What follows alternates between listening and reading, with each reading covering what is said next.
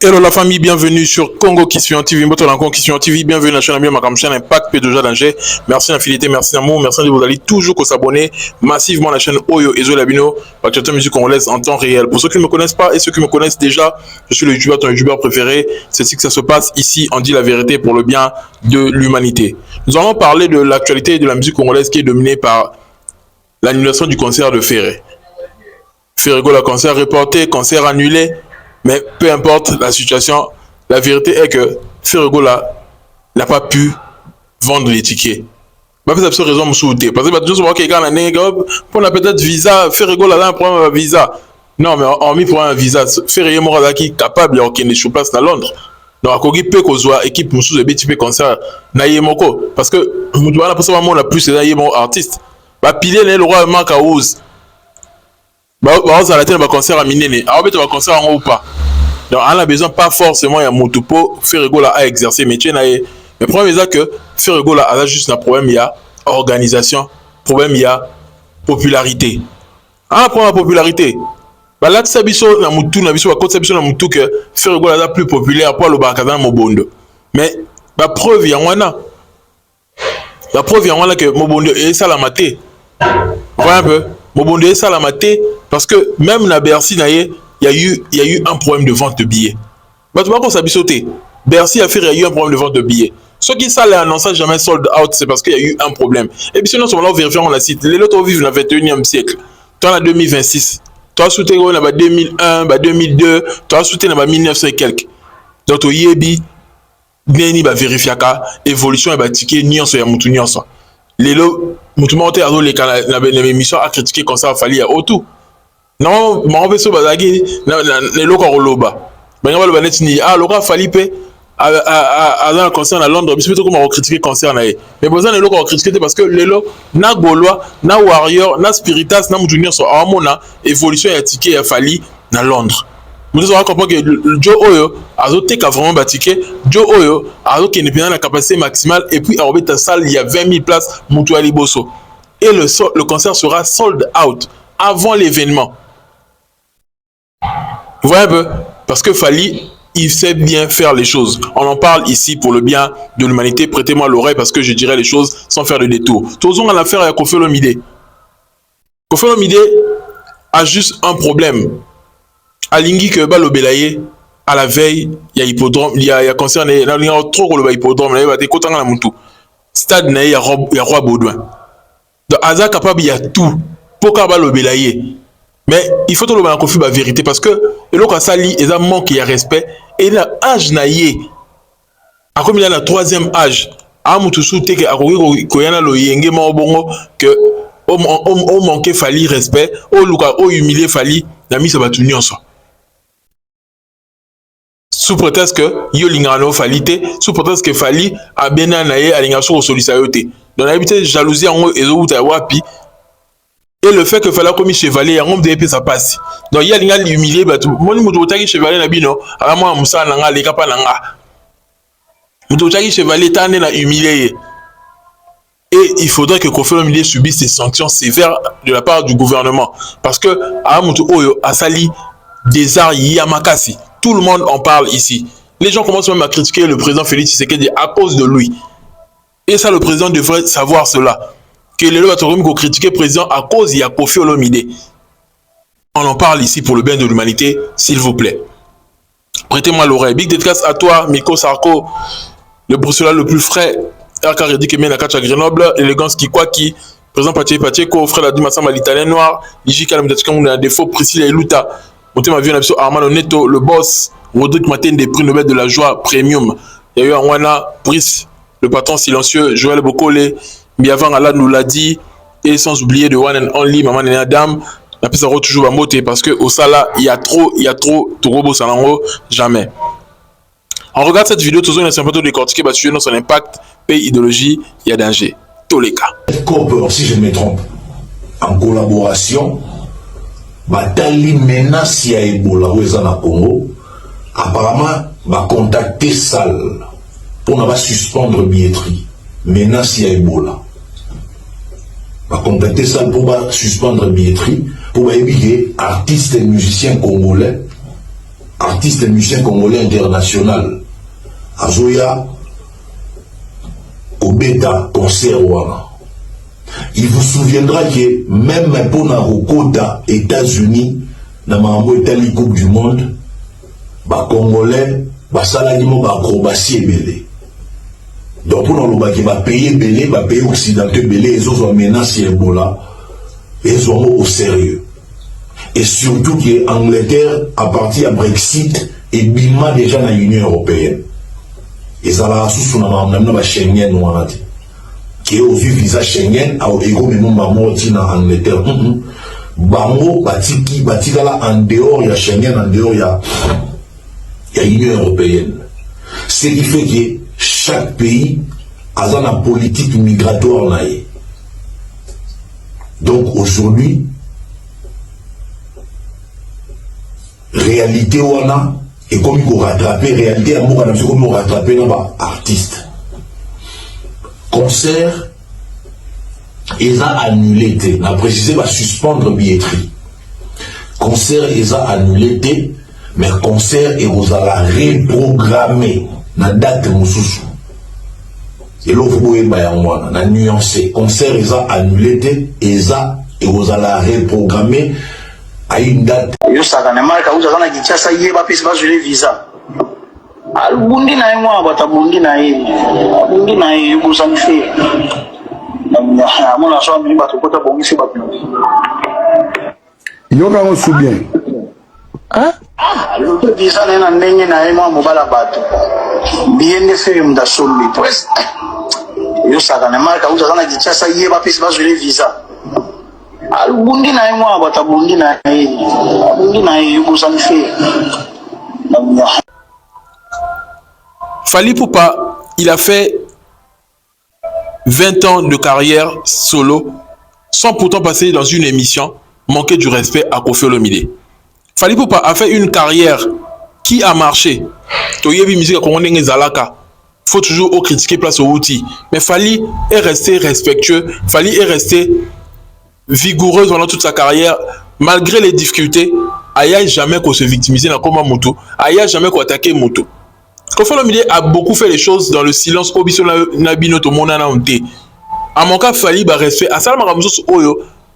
Ce qu'il fallait expliquer biso to yina Koffi Olomide makasi. Obiso mona na poissa. Autre monde na ba média et dans mon qui par rapport au Koffi Olomide à ça la Fally à Mabé. Vous voyez un peu, il n'y a pas que Fally. Pourquoi bah tu me souviens il y a quartier la tête balingasu qu'on a un bon rapport à Koffi Olomide. Moudora Jordan Kousa Andima ou Tokofinga Koffi Olomide connard la télévision. Vous imaginez, mon tout place au outil panaye, mon ta foutu au salaire, mon figuier connard la télévision. Ce qu'on dit mais le bongo c'est parce que Koffi Olomide sait comment énerver les gens. On est comme tu m'as que oh non Fally il est pas à boya robé ça brasse mbote, il est pas à boya robé c'est mbote, azui boyna boy. Mais il fallait réfléchir que va remercier le fait que Fally est resté respectueux. Fally est resté respectueux. Koffi Olomide ce qu'il a fait c'est inhumain. Et là c'est qu'il m'a dit il y a niveau moro dans le salate à l'infini. Et là c'est que azana ba bonne valeur te azana éducation malonga te. Donc tout le monde a pas Koffi to bakara mutu mabe et là il y a solo.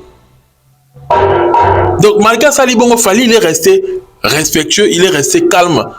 Après venir il m'a dit que mutara muta des arts ba yoka kité. Mais tina suka sali maman a des arts pour pas comprendre que aza penza bongo. Vous voyez un peu, Fally pendant toutes ces années a subi un belé pas Koffi. Mais Atikala toujours respectueux, à celle qu'on fait mission T, à finga été. Tout félicité pour l'ango. Tout félicité pour l'ango. Vous voyez un peu, Koffi Olomide c'est la personne qui a cherché la réconciliation. Au comment la présidente de la République, Bozon en a bien Fally au Leli. Ce qu'on va dire, ce qu'on va faire cette opportunité, Bozon en a bien au bani ce des arts. Koffi Olomide n'a pas seulement manqué du respect à Fally, mais il a manqué du respect à toute la République. On manquait président de la République respect et là on manquait République Moubiba parce que il y a même dans mon konzamboka. Neni va faire la bino ba musicien, ne bozala ke na ba buzo ba la bino ba kibusenzi na bino. OK, ça lango devant ba konzamboka. Devant nos politiques, bato ba diriger biso. Ceux qui gèrent beaucoup d'âmes. Mais Koffi Olomide n'a pas eu peur à saler loko bongo. Akena randu na eti na esika wana.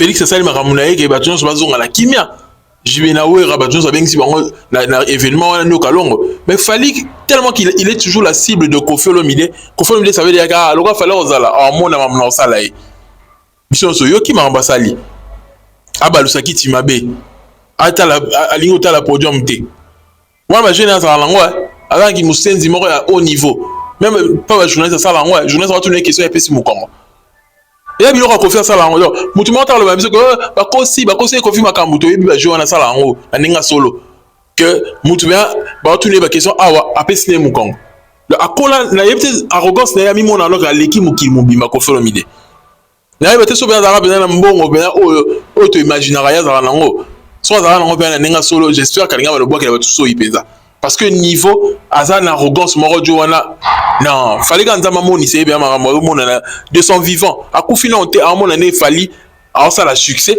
de son vivant akufi na onte amona ne Fally beti ba stade de France de son vivant akufi na onte amona ne Fally comme numéro 1 na musique africaine mobimba amona de son vivant et puis ne azala mutema mabe parce que yebi que ninga zo tika mukili oyo atika Fally en plein succès pas ça qu'on fait ou taper wana eh oui Koffi a Fally en plein succès. Quel manque de respect! Quel manque de respect! Nous sommes là pour nous dire que buzz balobele na mukili. Pour comme on a été en gama. Koffi Olomide il s'en fout que comme on a été en gama na ndenge nini. So que tant on a ndenge ya buzo bae. So tant on a ndenge ya bien. Ye etali nango yete. Il suffit qu'à balobela kombo na ye. Il suffit qu'à babeta masolo na ye komba Koffi Olomide ezala associé na kombo ya Fally. Pour lui, il est content là où il est. Parce qu'il sait qu'il est en train d'exister. Mais tu vas comme tu accuser ce que Félix Tshisekedi dit ba policier de monde pure Louara nengazo et raconte pure Louara non? Oui. Ouais, ça va l'émission politique. Et comme Félix Tshisekedi on se préoccuper de Mamboka, yazo la neka ndene ko réconcilier ba musicien. Pourquoi tu vas me lever la maman aussi? C'est parce que il y a eu cette histoire sale que Koffi Olomide a créée. Cette histoire sale que Koffi Olomide a créée. Le ABC n'a présent Félix Tshisekedi de réputation. Koffi ABC les réputation. Et là quand réputation il y a Falité. Ne ba tu vas ngama memango que ba bo pesa Fally mbote ba beti Fally 12. Donc ba tu vas laisser un peu avec mutu 12. On se dit que peuple na biso ko basenzi baza ebele bato mauvaise éducation bato bana moralité te baza ebele soki ezalaki ke Fally mu abetaki Koffi Olomide 12 apesi ye mbote te na mito bato nange baaccuser Fally aza impoli moto abimisa yo boye na boye ake kopesa ye mbote boye soki oaccuse ye azwi bato naye bafingaka Koffi attends tovivre na mokili nini na peuple nini. Hein? Attendez, tu veux venir battre nini? On va comprendre que il fallait qu'on ala courtois. Les événements yamboka. Bon, on est au Kim ça va falloir ma mission congolais. Parce que nini, il y a des histoires comme ça, des histoires sales. Fally ne peut pas vivre ça en Côte d'Ivoire. Il ne peut pas vivre ça dans d'autres pays. On va vivre encore en Congo parce que il y a des gens qui sont mal éduqués. Tu vas Koffi Olomide. Il est mal éduqué. Il est mal éduqué. Azeli, c'est président de la République pendant des heures. Aïe comme ça la désart netui ba yemba sinda yemba na Fally abenga Fally papa na keina mabe donc yé pona yé aliaki kaka na but moko ko provoquer Fally ko comme ça Fally na souka pe ange Fally a manqué respect et mokimibe ba ke Fally ne mutu mabe mais Fally ko a déjoué kunaye fallait comprendre kunaye que non alingaka comme c'est à bout de souffle, fallait manquer respect na miso batou et puis batou ba que monia fallait la mutu mabe donc ndenge yake na rotonga Fally que Fally mutu za boye fallait za boye batou nga mama ba que fallait la mutu mabe tane manquer Koffi Olomide respect mais heureusement Dieu est juste Koffi Olomide ba kebisi alali na aner et la minute oyo ateyami et ça la sonne qui tout le monde sous Koffi Olomide a une émission de télé alors la mission que on peut tourner dans sala yenini sur biso zozong qui c'est quand l'affaire oyo et les gars qui na présidence to tourner est-ce que au sala ki bongo pona nini to tourner est-ce que te ya sala yo nini to tourner est-ce que yo sala ki bongo pona nini réseau la ki net nini ba pesi bino ba consigne boyemba boye bo sala boye yo na suka osali makamndengo linga ko sala pour la o frustrer moninga raison lango za kinde tinini expliquer biso Koffi Olomide aza mutu mabe ndeza wana to bakanga ka biso non nga na yeba kité na bosa ki na nga vraiment na yebi te quoi na yeba kité to ba beta na kasi to continuer. Est-ce que Fally fait partie de ton orchestre pas bina ayemba na yo papa mubimba non Fally yo futa ka sou te ko futa yo ata na montre 50 000 yo Koffi Olomide veli seke wana ata na montre 50 000 wana ngote parce que Fally bongo ne yo ozo ya sko oluka o humilier Fally bongo yo ko futa ye Fally akoma lelo yo ko futa ye Koffi Olomide ozalaki mutu mo Fally ozala exemplaire ne banyo ka longo baza lelo à un certain âge il faut qu'on soit exemplaire que balé qui tombe vraiment na yo bazo compter na yo que yaya na biso kulutu yeyo mais Koffi Olomide tani azo kola na buso bana nyonso nous avons sur bimisa biso que atanga na Bordeaux asala so gini nango na Suisse azon so gini nango na skota à l'accès biso ki musenzi kana ki musenzi seul Fally est venu dans notre musique pour la koyer la biso ba bonne valeur seul Fally mutaye le biso que bon genre voilà que non respect courtoisie mutaye le biso ngoza Fally neni on a bénité neni n'a évolué tant que bino ba se comporter ndé ba se comporter wana Koffi Olomide qu'est-ce que tu as gagné en faisant cela m'aider comme yo yo mto comme na record il y a double stade de France ezaka ya Fally ato humilier nyonso ya Fally tikali ya Fally o ya yo petikali ya yo c'est méchant et ça c'est juste une partie oh et yo kani parce que il a qui fait ça fait c'est ce qu'il dit qu'on fasse ali des arbres biso no so yo ki ango parce que mama rambo biso yo kate o qu'on fasse azala capable ya osala bon imaginer tu neni to ndimela yeke muta bongo i abeta ba danse a viola ba danseuse te to ndimela ndeni pour autre yoko yoka juste à peine tu comprends ah za mutu mabe parce que autre yoka te o peut to mona te bon imaginer ba scène ba Fally ba vivre ton malheur beta dans l'orchestre na ye comment Fally a persévéré tant tu vas accuser Fally oh non alonga ki pour faire ayaki bibo yebi ba bêtise ni Koffi Olomide comment ko sala ton faire ayaka qui musenza Koffi comment na niveau ni est-ce que tu vas yebi bien les gens ne réfléchissent pas parce que on a que Fally a frustré pour la présence à faire ba quand que faire la kimisa Fally ceux qui n'a talent là yé pour net boy talent et kenda wapi ceux là qui talent mo de kimisa Fally na quartier latin bon talent on les a wapi yem ça bandi mo ba bibi de la renta il a rayé tout a Fally talent o kenda wapi o ya faire talent o kenda wapi o akimisa la quartier latin talent wana e kenda wapi talent o kimisa la Fally quartier latin za wapi et ça faux débat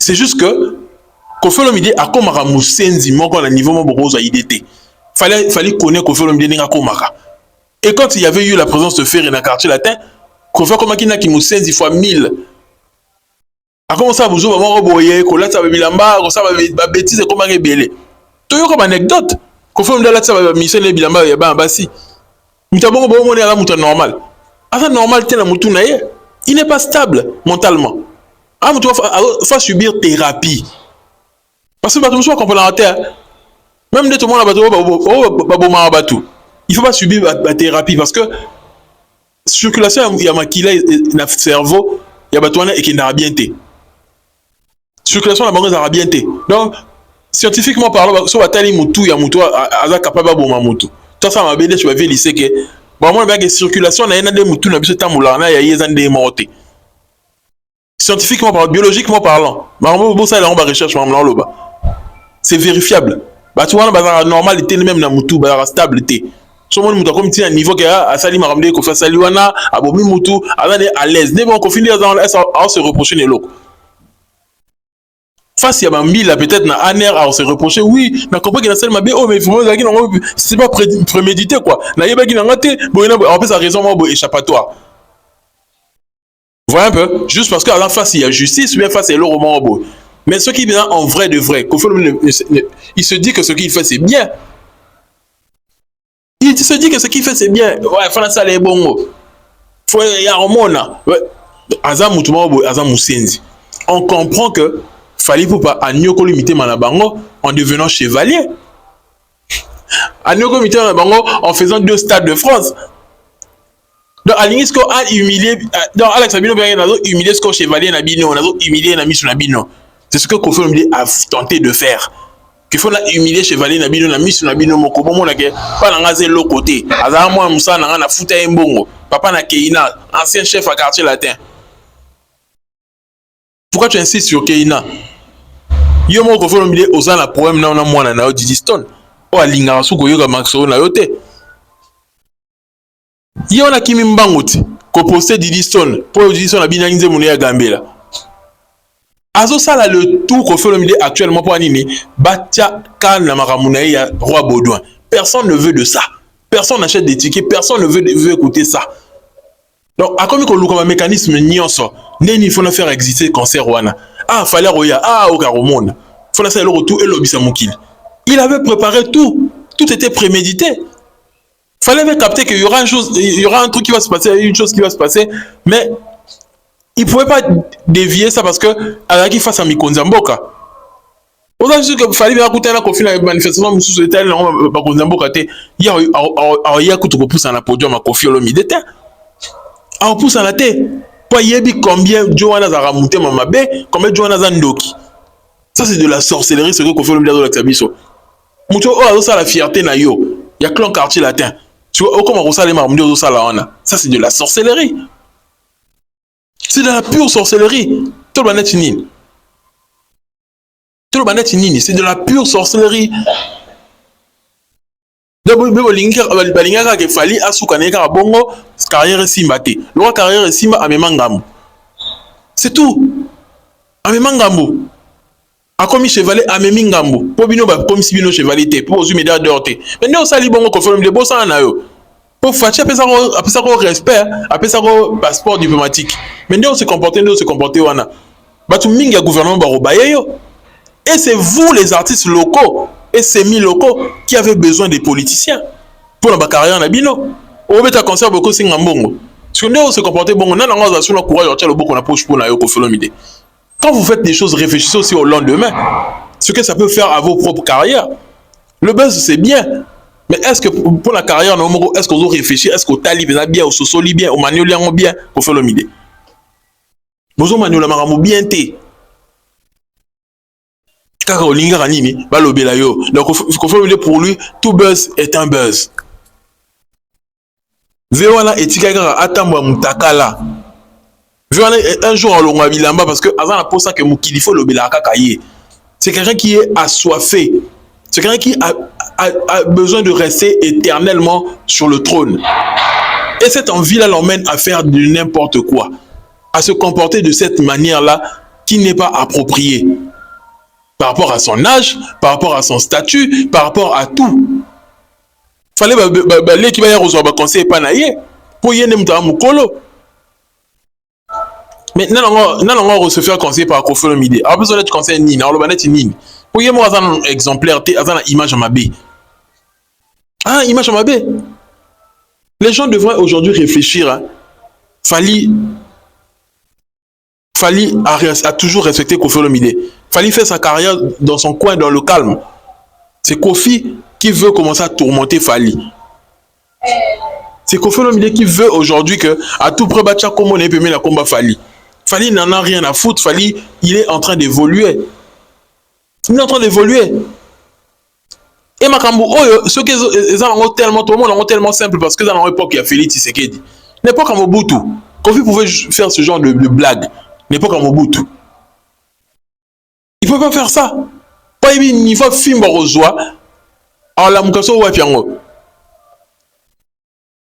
Mais il y a bien que dans la période de Félix Tshisekedi, il y a un peu de laisser aller tout à la limite. Mutarosa n'est plus des arbres, on peut bâtir dans mangoyer, azo évoluer, autant il est libre. Le vieux a reçu l'émission, alors 5 années peut pardon, rien n'est bon. Faire qui a envoyé des gens, Bafinga, président de la République, azo tamboanaye peut à l'aise. Mais l'époque à Fati, l'époque à Mobutu, il y a ceux qui la bango ma belle. Il y a ceux qui la bango pe maman na ma belle. Bazo bika parce que l'époque à Fati, to comme la moins démocratie, mon qui peut évoluer. Mais l'époque à dictature, yo ça bon, mosu qui m'habite. L'époque à dictature, yo ça libre bêtise on a ça là on a. Eh, la famille. Banga voilà na bolo comment robe fimbu ya degré mususu. Balet ba ligne ba fimbu mo be na ba bende na kati. Pour ba nyololo mu Congo wana bien au comprendre que au sali mabe.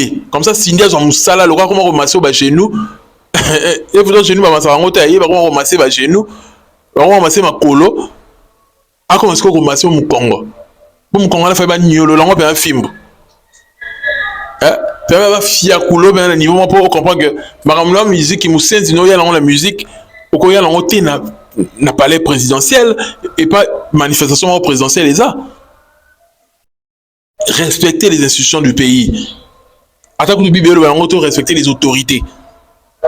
Comment ça tu peux se comporter comme ça qu'on fait mieux quand l'état à la raté ou quand tu mukilo za yo mukilo za yo ta fallait il est libre sera longa netika sa carrière na. Mais pourquoi venir enquiquiner cette personne comme ça? Et moi, je félicite Fali parce que Fali a monté la patience. Pour ma mission, je suis encore supportant monter. Niveau qu'on fait de la grâce, on a mis sur bateau. Niveau de la grâce, on a humilié. Mais sauf que Fali, il a su se maîtriser. Attends, la plus beau l'amour que ma B.O. et ça m'a pas conféré au milieu. Aïbi vit on a très bien. Aïbi vit on a très bien.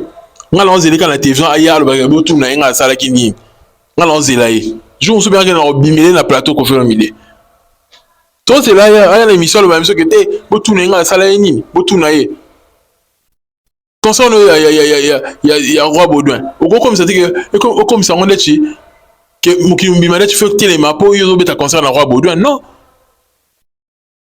muki roté maté parce que yozo beta concerne roi Baudouin.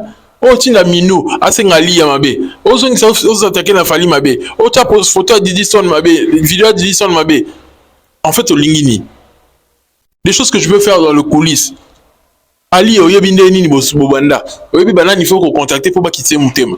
Mais pourquoi tu viens avec ça à la télé? Parce que tu veux que à tout prix balobela yo. C'est ça. Yo pas vraiment responsable ta. Yo royauté balolo papa na keina tout ça pour bisanet que yo n'est que critiquer Fali. Non. Et ça inhumain ce que Kofi vient de faire, il faut tout le bango pour le bien de l'humanité. Il est un vieux à boycotter. Ce vieux là, il mérite aucun respect. Il mérite aucune considération. Aucune considération. Fali continue ko fiakula bango, continue ko ça la succès comme ça. Musala no nem te maloba ta Kofi Olomide. Yo ke na maloba ta, musala kaka. Ya nene ba maloba, ya nene ba stratégie, na ba polémique. Yo ka musala nem de beta ba adversaire. Fala décider ko beta ba adversaire kaka na musala. Ba ozo ba fimbu. Bon moi mi colonne de chocolat comme ka pepele partout. Bon ça va pepele ne kangi mukil.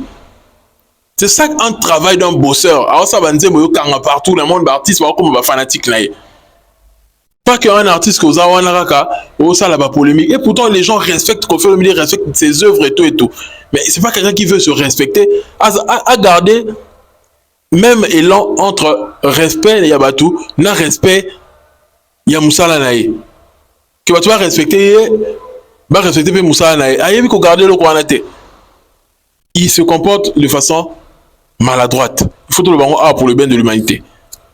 Yango fallait même ngambu ou comment pour habiter dans le quartier latin. A même ngambu ou comment. Bah tu vois habiter dans le quartier latin bah vivre vie na bango kimia. Seul muto il faut tout le temps vina dans la associer quand na Kofi et la Fali poupa. Pourquoi? Bah tu venir sur les gars dans le quartier latin bah comment vina bango ça bah vina bango kimia. Donc ils ont ma baisse sur outil pas muto au ça la succès. Kofi Olomide à l'activité clairement quand muté mama be ya mabe. Là on se bien na be mission na yo kana arlobanini.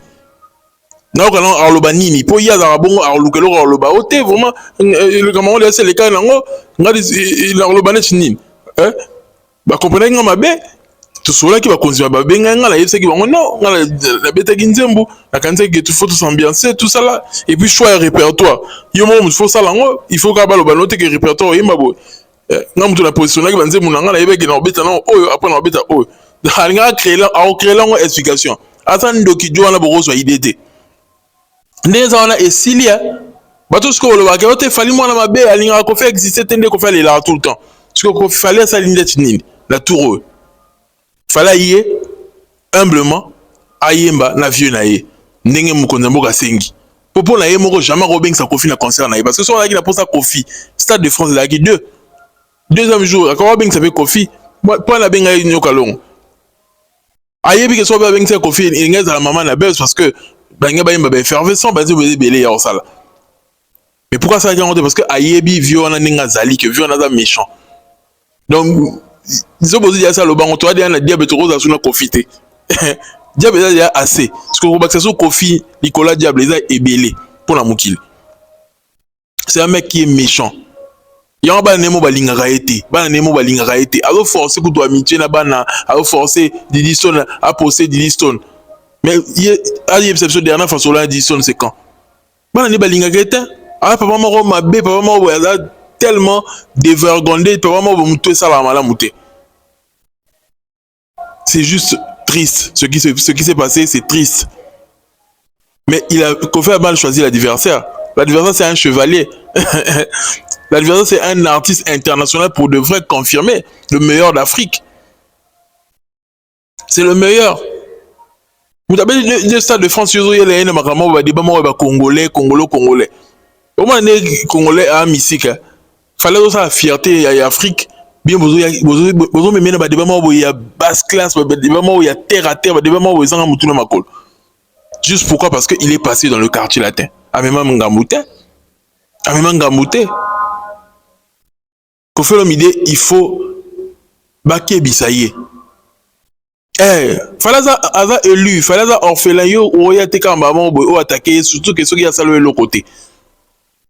Olingo humilié, tala yo mos connaît no suki na garde à vue. Ba memi o mukamata. Non c'est réveillé sous série ba memakaye makamo boizara asa soni na lobali comme son chef de l'état soni na sala wana. Le makamo beta mutu na Kenya je crois, abetara danseuse. Toma memai na bazi ba ya rozoyer na mon flairé. Boto boutique en la simba téléphone vraiment boutique en la simba. Na kata ko fa li mokat.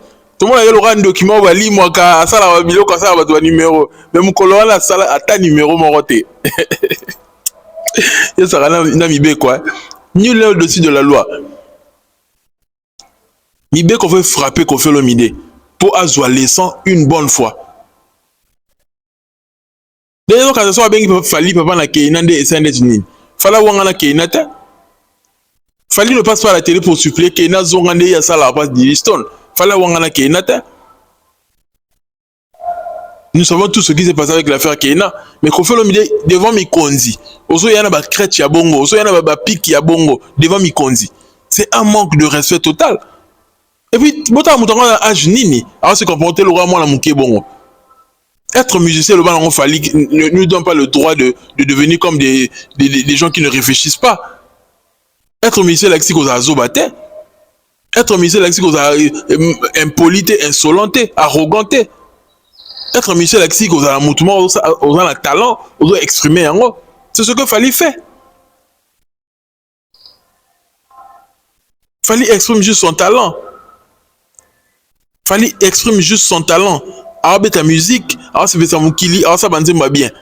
Kofi Olomide sur Olingo, les Kafali. Fait la même chose. Les fois qu'on fait le comprendre que Fali pour oui, mais aujourd'hui, en termes de musique, Fali c'est son supérieur. En termes de musique, Fali a un palmarès costaud plus que son palmarès. Donc il faut un minimum de respect. Pas moi naïe ou abima pas naïe. Et surtout que Fali a fait sa carrière respect. Fali ne le manque pas de respect. Fali il est là dans son coin. Alors ça la musique naïe. Pourquoi il faut à tout prix au tirage sur Fali au créer la guerre problème. Donc maintenant c'est la réaction mon roi à Fali. A manqué de respect comme que tala bomoni fallait on enga sala bobeta ke to le tala makamba sali. Heureusement qu'il est sage et qu'il a toujours été sage à ignorer na vieux. Pour yebi que vieux a luka place ni okufe là. A luka na mutuni en simbaye pour amemangambo. C'est ça qu'il s'agit. A luka place ni okufe là. Kofi Olomide okufa na maboka falite yo okufa na maboka Sindi. Sindi mutaboma yo. Ko falite tika Fali qui met à sa carrière na ye à sa fierté en musique congolaise soki yo zo linga yete yepe ana tina na yote avant na quoi na tika bato balingaka balingaye yo so comment no muta faire ça la faire donc voilà ça bon pour se faire ça va faire au moins la sali ngai ça va faire yo ne mutu mwana nanga na kota na yo mwana na za impoli na lakisi le conflit na wana aza fier na ye la lakisi fali o lakisi fali net fini o yembi nzemba danger o sali succès baba mno ko beta na bar to ozaka inaperçu ozaka muta style lo c'est triste au fait l'homme c'est triste mambo sali mutu moko taza d'accord nango mutu moko ta CP na yo oh CP na yo peut-être azaka ba senzi wana ba goloa tout ça là bâtiment sans valeur bâtiment ba oye ba coûter nini il faut ba ça là en fait ba on aime doit CP na mambo sali mais bâtiment ba normal bâtiment ba réfléchi mutu no aza d'accord té na comportement ya Kofi il faut se revoir et comme il tend comme colo il faut revoir comportement na yo ndeni ko za na baleki ba ko respecter ceux qui ont se respecter mais ceux qui ont se respecter té baleki pe ba respecter oté c'est de ça qu'il s'agit yango fallait même ngambu ou comment pour la habiter dans quartier latin a même ngambu ou comment ba tous so habiter dans quartier latin ba vivre ville bango kimia seul moto oh il faut tout le temps vina ezala associé quand na Kofi eza fali poupa pourquoi batunye so balega na quartier latin ba comment vina bango ça ba vina bango kimia donc eza mabe so ko uti pa moto au ça la succès Kofi le midi à l'activité clairement kaza monter mama be ya mabe ngala on zele bien na be mission na yo kana alobanini na kana alobanini po ya za bongo alukelo aloba ote vraiment comment on laisse les cas nango ngadi la alobanet nini ba comprendre nga mabe to sola ki ba konzima ba benga ngala yebse ki bango non ngala la beta kinzembo la kanze ki tout faut s'ambiancer tout ça là et puis choix répertoire yo mo faut ça lango il faut ka ba loba note que répertoire yemba bo nga mutu na position ki banze munanga la yebeki na beta non oyo après na beta oyo nga créer la explication atan ndoki jo wana boko so idée ndeza wana esilia bato sko lo ba ke ote fali mwana mabe alinga ko fait exister tende ko faire là tout le temps ce ko fallait ça lindette nini la tour fallait y humblement ayemba na vieux na ye ndenge mukonza mboka sengi popo na ye moko jamais robengisa Kofi na concert na ye parce que so on a qui na posa Kofi Stade de France là qui deuxième jour quand robengisa pe Kofi point la benga nyoka long ayebi que so ba bengisa Kofi ingeza la maman na buzz parce que banga ba yemba ba effervescent ba zebe belé ya osala mais pourquoi ça dit parce que ayebi vieux on a ninga zali que vieux on a méchant donc disons que ça le banc toi dia na diable to rosa suna Kofi té diable ya assez parce que robaksa so Kofi Nicolas diable ça est belé pour la mukil c'est un mec qui est méchant y'a ba nemo balingaka été ba nemo balingaka été alors forcer que tu amitié na bana alors forcer Didison à poser Didison mais il a dit exception dernière fois sur la Didison c'est quand ba ne balingaka été ah papa moko mabe papa moko tellement dévergondé papa moko muto ça la mala muté c'est juste triste ce qui s'est passé c'est triste mais Kofi a mal choisi l'adversaire c'est un chevalier l'adversaire c'est un artiste international pour de vrai confirmer le meilleur d'Afrique c'est le meilleur vous avez le Stade de France il y a les makambo ba débat mo ba congolais au moins les congolais à musique fallait aussi la fierté ya Afrique bien bozo mais na ba débat mo ya basse classe ba débat mo ya terre à terre ba débat mo ezanga mutu na makolo juste pourquoi parce que il est passé dans le quartier latin à même ngamouté Kofi Olomide il faut baké bisaye fallait aza élu fallait orphelin yo oya te kamba mo o attaquer surtout que ceux qui a salué l'autre côté olingo humilié tala yo mo skone no suki na garde à vue ba memi o mukamata non se réveille sous se ba memaka ye makamo bo izara asa soni na loba comme son chef de l'état soni na sala wana le makamo beta mutu na Kenya je crois abetara danseuse to ma memi na ba ya rozoyer na mon flairé ba boto botika la simba ta téléphone nga vraiment botika nga ta simba na kata ko fa li mo kat to mo ya lo rando document ba li mo ka sala ba biloko sala ba numéro même ko lo la sala ata numéro mo roté ya sala na mibe quoi nul est au-dessus de la loi mibe ko veut frapper Kofi Olomide pour azwa laissant une bonne fois D'ailleurs, quand ça bengi fali papa na keina nde esende nini. Fala wanga na keina te. Fali ne passe pas à la télé pour suppléer keina zonga nde ya sala passe d'Iliston. Fala wanga na keina te. Nous savons tout ce qui s'est passé avec l'affaire Keina, mais qu'on fait le milieu devant Mikondi. Oso yana ba crête ya bongo, oso yana ba pique ya bongo devant Mikondi. C'est un manque de respect total. Et puis, bota mutango na âge nini, alors se comporter le roi moi la muké bongo. Être musicien, le bal en fali ne nous donne pas le droit de devenir comme des gens qui ne réfléchissent pas. Être musicien, là, c'est qu'on a zobate. Être musicien, là, c'est qu'on a impolité, insolenté, arroganté. Être musicien, là, c'est qu'on a un mouvement, on a un talent, on doit exprimer en haut. C'est ce que Fali fait. Fali exprime juste son talent. Fali exprime juste son talent. Alors, ta musique, alors, c'est ça, Moukili, alors, ça, va bien. Qu'on fait le milieu sur le lingo, les Kafali. Fait la même chose. Les fois qu'on fait le comprendre, que Fali pour oui, mais aujourd'hui, en termes de musique, Fali, c'est son supérieur. En termes de musique, Fali a un palmarès costaud plus que son palmarès. Donc, il faut un minimum de respect. Pas moi, la naïe, ou abima pas naïe. Et surtout que Fali a fait sa carrière respect. Fali ne le manque pas de respect. Fali, il est là dans son coin. Alors, ça, la musique naïe. Pourquoi il faut à tout prix au tirage sur Fali, au créer la réba problème. Donc, maintenant, c'est la réaction, mon roi, à Fali. A manqué de respect, comme à Tala, au moni, fallait en engager ça là. Bobé, le Tala, Marambasali. Heureusement qu'il est sage et qu'il a toujours été sage à ignorer les vieux. Pour y que vieux, à l'ouka place il y a un coup fait là. À l'ouka na mutuni en simbaye pour ame mangambo. C'est ça qu'il s'agit. À l'ouka place il y a un coup fait là. Ko fait le milieu au coup fa na maboka falite yo au coup fa na maboka Cindy. Cindy muta boma yo. Ko falite. Tika fali ki me asa carrière na ye, asa fierté en musique congolaise. Soki yo zo linga yete. Yepe ana tina na yote. Avant na quoi na tika batu balingake balingaye. Yo c'est comment le muta faire ça la faire. Donc voilà, au sali bon pour se faire ça va faire. Ah au moins la sali ngai ça va faire yo ne mutu moi na nga na kontra na yo. Moi na za impoli na lakisi. Donc au final on a aza fier na ye la lakisi Fali. O lakisi Fali net fini. O yembi mze ma danger, au sali succès. Baba mo ne ko mo beta na bar. Ozaka inaperçu, ozaka mutabel style. C'est triste. Au fait, l'homme c'est triste. Mambo sali, mutumoro taza d'accord nango. Mutumoro ta CP na eux. Oh, CP na eux peut-être azaka, senzi wana ba goloa tout ça là. Bâtiment sans valeur, bâtiment ba coûter nini. Il faut ça là en fait. Ba on aime doit CP na mambo sali. Mais bâtiment bazan normal, bâtiment bazan réfléchi, mutumoro ça d'accord té na comportement ya Kofi. Il faut se revoir. Et comme il tend comme Kolo, il faut revoir le comportement na yo, ne nous cause na baleki. Ba ko respecter ceux qui ont se respecter, mais ceux qui ont se respecter, baleki peut ba respecter oté. C'est de ça qu'il s'agit. Faire rigola comme ko Suisse ba gola mitema, comme ko suki sa ba mutema, ba yebi souté ba ça nini pour na soutenir faire rigola, ba ça lignon pour na soutenir artiste ba mais artiste ba quand tu ko décevoir bango. Tu sais bien que Kobeta concerne l'Angleterre et la passé.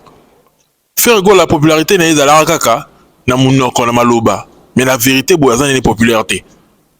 Voyez un peu parce que popularité dans ma pays ni on aura capacité il y a obeta ba concert, il y a autour de ça ba foule.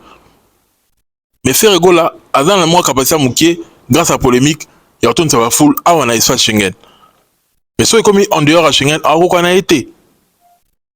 En Afrique, série combattant bazalagi na nous combat za non makasi. Faire ça la nini, la période wana. Est-ce que tu vois sous que la période ya maramba combat.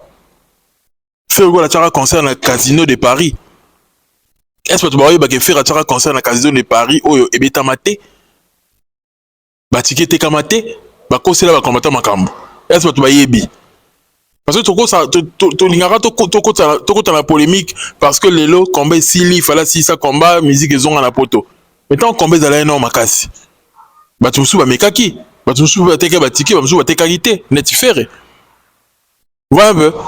Et le raison ici polémique makasi le fait que fallait aussi la réalisation makasi et que batu ba comment na haine contre Fali pour karaye ne mutu makambezo si mama ninga musu makambezo si mbate, nde ba comment soutenir faire.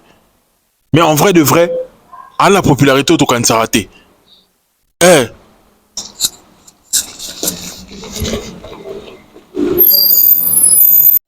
Faire Egola, il faut y que milieu anglophone et c'est que aux alana popularité à Makasi.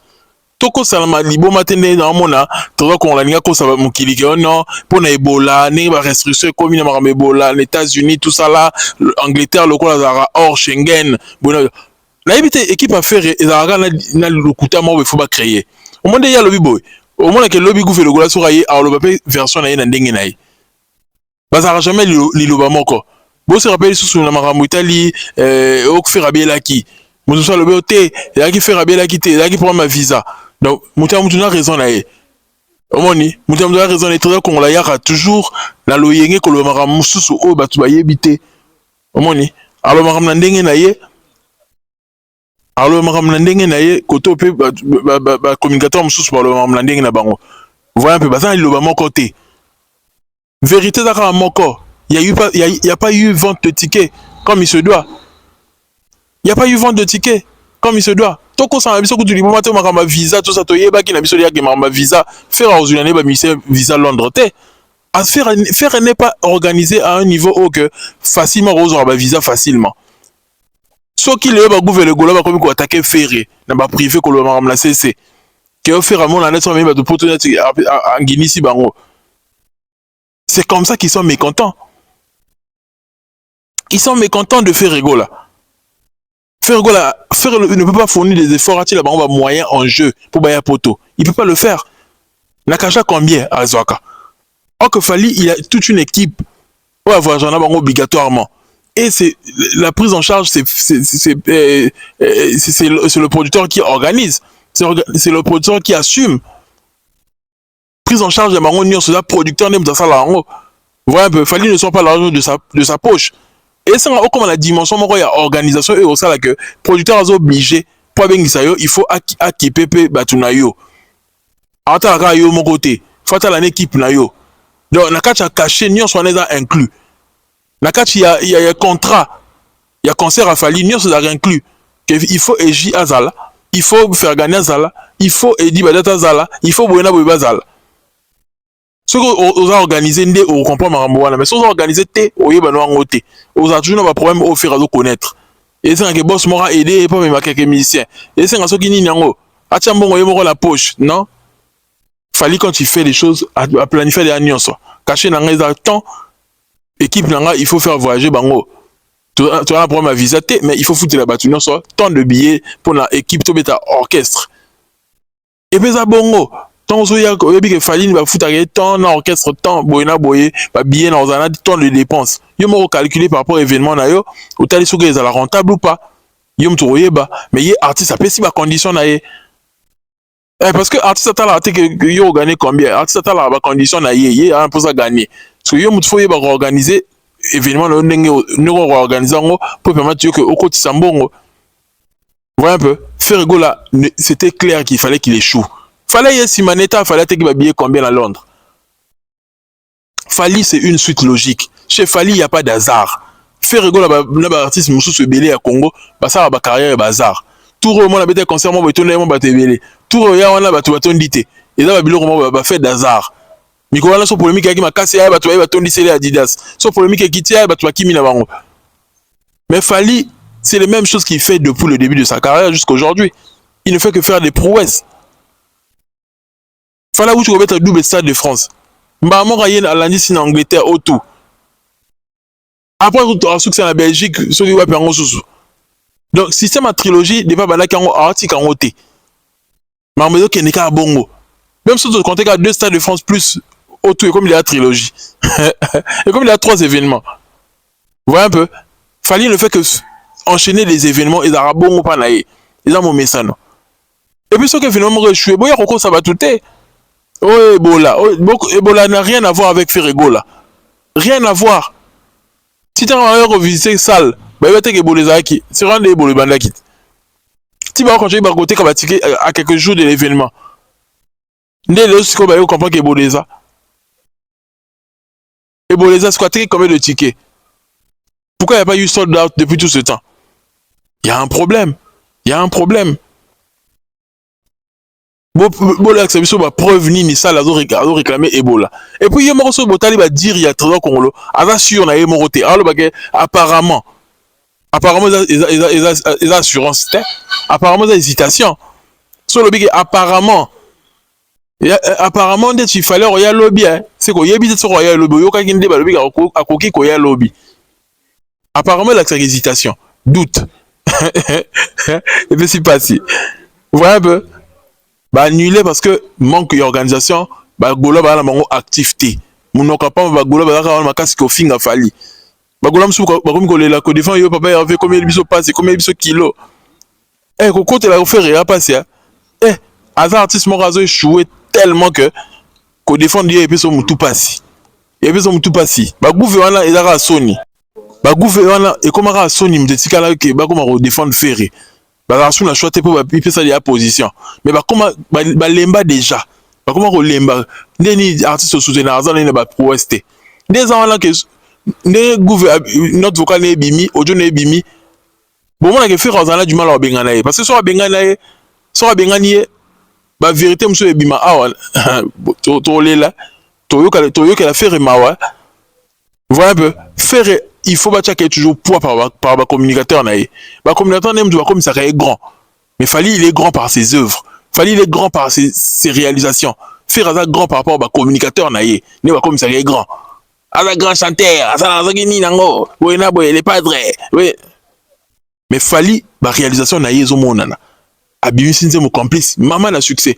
Kita Mata, succès. Koutou Kita Mata, et ça, on a succès, mais t'as un mon rekangi. Chérie, nabosana ke liwa ezalaka suka la nzembo batutu bazoye mango ekangi dans la mito batu bakoma oyoka na bango ka Fally batu bakoma oyoka na bango ka Fally ndeni ba mise congolais ba osilikate et puis si passe. C'est tout pour moi, ton youtubeur préféré pour ce soir. On s'arrête ici, restez branchés à la chaîne, on va continuer l'analyse dans un autre numéro. On est ensemble. Paix sur vous.